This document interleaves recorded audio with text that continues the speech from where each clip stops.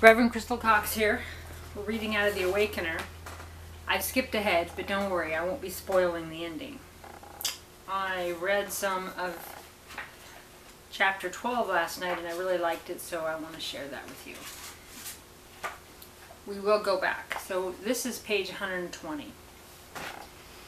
You will complete all the tasks you have undertaken concerning your purpose here. You will carry out all agreements you have made with others.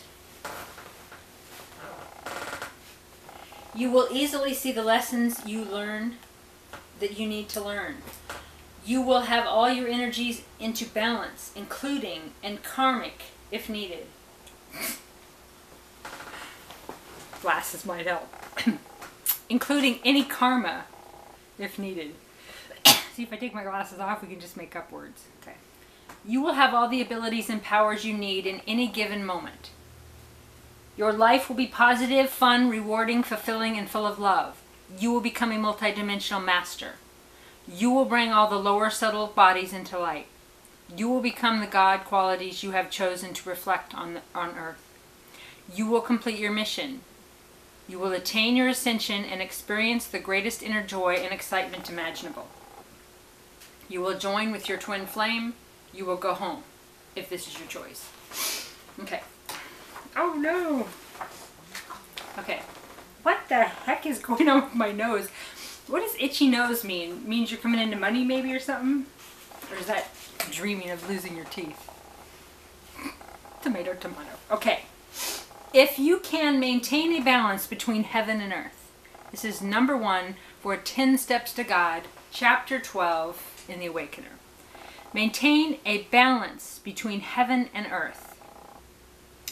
This is achieved by neither too spaced out nor too grounded. If you're spaced out, you cannot easily perceive what is being presented to you in the now. Also, part of spacing out is focused on the future, focused on the past, not being present in the moment so that any subtle energy or a bird, you know how people make a joke about, oh, there goes a squirrel. Well, they make fun of people that do that. I think some people call it ADD or whatever. Those people are in the now. Okay, they're talking and the squirrel runs by and he's so cute. Oh, that's what the universe sent them. Being in the now is not about losing focus. Oh, I can't focus. No, it's about staying present in the moment. And those of you diagnosed with ADD, that's your freaking gift. Okay, you are present in the moment. And so what if you start 10 things at once? What is exciting to you in the moment is, that's that sentence is, you simply aren't there to see it. If you're focused on the past or the present, you know, you're spaced out. And spaced out, I mean, because it's not about like meditation, and it doesn't mean that. It means, you know, you're kind of conjuring up thoughts and old beliefs and old stuff and worry and even if you're thinking about bills or thinking about things that you don't want in your life, you're distracting yourself from this moment and from the things you really do want. Okay, you will also have difficulty coping with everyday life and will probably be disorganized. This will be obvious to everyone around you. If others see that you can't manage to keep appointments and you are forever losing things, will they choose to follow you? I don't need anybody to follow me. Some of this book is freaking awesome, and some of it's like, what? That's me rolling my eyes. Without, oh, never mind. When you are too earthed or grounded, it is difficult to reach into the finer, higher frequency energies to gain access to the spiritual realms. The light workers are meant to be leading the way. Okay. It's a miracle I'm healed. I've tossed my glasses and my crutches. Okay.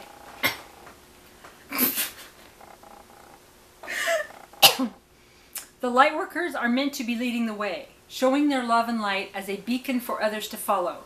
This can be achieved by maintaining a balance in your life. You will also need to be balanced in order to ascend. Number 2, be in the moment. Be here now. Do not dwell on the past. If your attention keeps turning to the past, perhaps some experience needs to be let go and released up into the light. It could also be that your present moment is not rewarding, usually because you are not fully in it. Okay? I read that last night. I have the ebook version downloaded, and I just kind of had it on my tablet, and I opened this page, and it was so timely for me, because it's like, why would I worry? Why would I be stressed out? Why would I be unhappy or agitated at all if this present moment was rewarding? If I liked what I was doing and I was excited about it, I wouldn't seek anyone else's permission or approval. I wouldn't seek attention that was just to stroke my ego. I wouldn't seek validation for things that I love or I'm excited about. I'd be like, oh, I'm really excited about that. And then I go and seek other people to tell me it's okay or it's good. You know, like, for example, if there's a really good, I keep looking at the table, I'm imagining there's like, what would I like to eat right now? Like, this wonderful lasagna, this wonderful salad, it's there. And it's like, oh, this is here if you want it, take it or leave it, right? And I want it. I don't phone a friend and say, oh, the lasagna's good, but I don't know, and I can't do this and that. But you do it in your head. You're like, oh, I can't necessarily digest the pasta, or I can't this, or I can't that.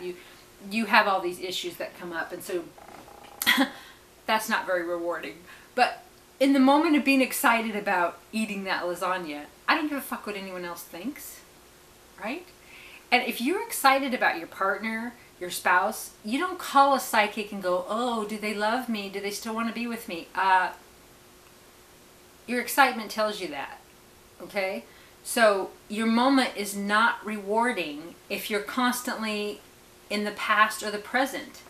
If you're not right here in the now, how could it possibly be rewarding? This is me going like this is me being quantum, going, okay, looking for a sign, right? Paying attention, being in the now. If you're truly, truly excited about something, nothing will stop you from doing it.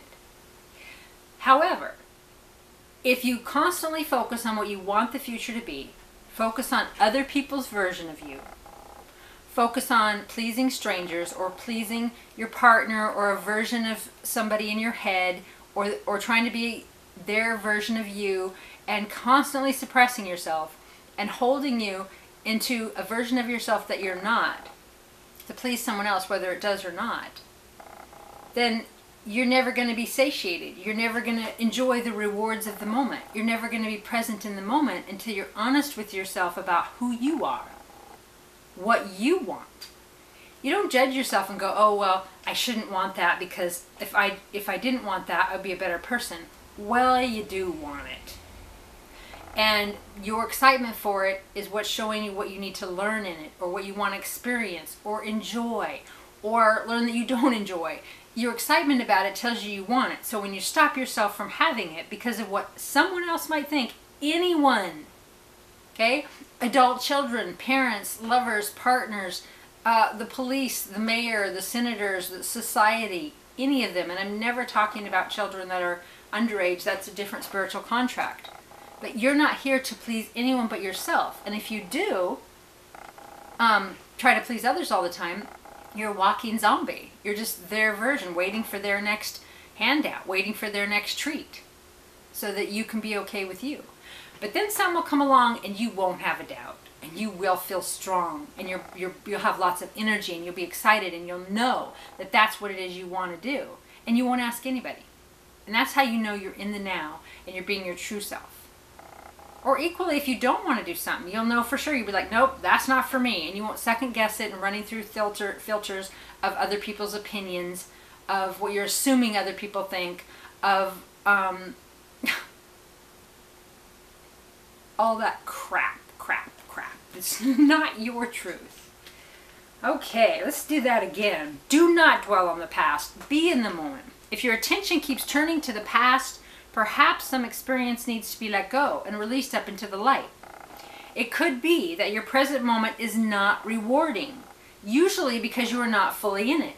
If you find your attention is on the future plans, always thinking about what is on tomorrow, next week, next month, you cannot be in the now.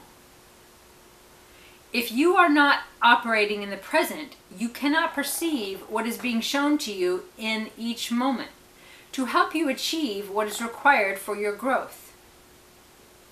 Number 3, stop judging or criticizing yourself and other people and situations. There's so many assumptions that we make about other people. And mostly, when we're judging other people or being critical of them, it's something we fear in ourselves. And it certainly means that we're being busybodies to ourselves by criticizing ourselves or to others, and we're not feeling rewarding in the moment, and we're not enjoying the moment, or we wouldn't have time to sit around and go, oh, she's not this or that, or they're not this or that, or I'm not doing this or that, because you'd be doing it, and you'd be excited about it, and the reward would be in the moment of actually fucking living your life in the moment. Did she just say the F word? She can't help it. Okay. If you find yourself making a judgment or being critical, you are not looking at the higher picture. You can rise above the apparent third-dimensional reality and realize that everything you perceive is a lesson for you. Things are not done to you. You are not a victim, and you cause the things that happen to you. Have compassion and realize that everyone, including yourself, is doing the best they can with the data they have at the point in their evolution. Realize that you are practicing conditional love when you judge or criticize. Also, discernment is not judgment, okay? When you decide you prefer this over that, you're not judging them. You'd be like, well, that's a valid way of life, or that's a valid way of doing it, but I prefer this. Okay, so you don't need to slam them or knock them or think that's bad or feel guilty inside of your own mind and machinations that you should be doing that other thing. It's simply about trusting yourself for yourself, and unconditional love. It's beautiful, but that doesn't mean that you want to be around people or that you're excited or you prefer or you really, really want that. That's not what it's saying. And, right, that you're not a victim to anything that's happening to you. You're creating it or you're allowing it. Okay. Let's see. Something up above I wanted to share with you and I forgot. Alright, anyway, number 4. Know absolutely that you create your own reality and your own world. There are no exceptions to this law. If you totally affirm the reality that you are a master, then everything that is not a part of this reality will dissolve. You always create absolutely everything that happens to you and around you. Every person, circumstance, happening, and situation in your life is there for your good, and because you agreed to it and require it for whatever reason. You do not need to know the reason. So you don't need to know the reason that something's in your life. You either prefer it or you don't. If you don't prefer it, then don't have it in your life again. Be honest with yourself. No matter who you hurt. Hurting others, it's not worth not hurting them. It's not worth your life. Don't martyr yourself and lay there and die in some tight little holding yourself. Just, I'm not going to do what I want to do because other people, they won't be okay, or I worry about my mother, or I worry about my sister, I worry about all these other people, so I'm not going to be true to me, and you just lay yourself on the tracks or put yourself on the cross. And it's best to do exactly what you want to do for you and let everyone else fall away. If they judge you, let them go away. If you're not true to yourself, you're going to be miserable all the time, and you're just going to lay there and wait to die in survival. It's true. Okay. You do not need to know the reason. That is a requirement of the mind. Simply trust that it must be so and be in the moment. Willing to perceive what comes to you as feeling right to say or do. It is very easy for us to believe that we create our own reality when our life is running smooth. It is greater when it's not. So when things are going bad, we go, oh, I didn't create that, right? But we did, by repetitive thought, by people we allowed in our life, by, number one, by not being true to yourself. Pretending you're this way, but being this way so other people feel better about you or better about themselves. Okay. In truth, all experience is neutral, and it is we who decide whether experience is good or bad. A lot of testing is done on this area to see if we are able to maintain a spiritual viewpoint and unconditional love when the going gets tough. Testing is always done with the agreement of your I am presence for your highest good. Number 5, follow your excitement without hesitation. Excitement is the key to follow. This is the feeling you carry within the blueprint that points the way of your path. It is the indication of rightness of spirit. Does it make your heart sing or sink? Okay, if something feels exciting, that kind of goes along with the reward in the moment. If you're feeling rewarded and excited in the moment, you're not going to check with everything and everyone around you to see if it's okay if you follow through on that, what it is that's exciting you. You don't need anyone else's approval or permission. Follow your excitement. Just like the Bashar, you can Google Bashar, the formula. You follow your highest excitement with integrity. That are the choices that are available in the moment, the highest excitement, and with integrity. Okay, number 6. Be responsible for every thought and action. Say what you mean and mean what you say. Thoughts and words have great power. Are you picking your mastership and drawing closer to your divine connection? Your words have increasingly greater power, and care needs to be taken. Be impeccable with your word. Check out the 4 agreements on that. There's a PDF audiobook of it on YouTube.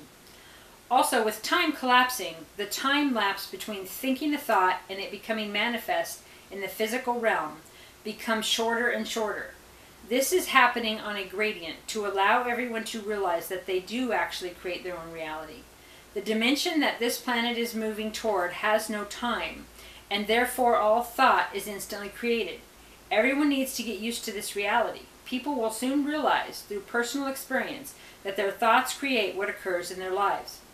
Be positive and cancel any negative thoughts. Words have power, and the word cancel actually does this.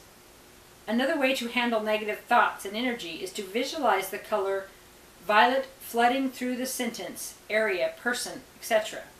This is using the violet ray of freedom that transmutes negative energy to positive. Good. Going to continue this in a moment. We're leaving off on number 6, page 122 of the Awakener. By the way, I just happened to know my email is bbgoddesschurch@gmail.com to donate to our church. Goddess bless you. I love you.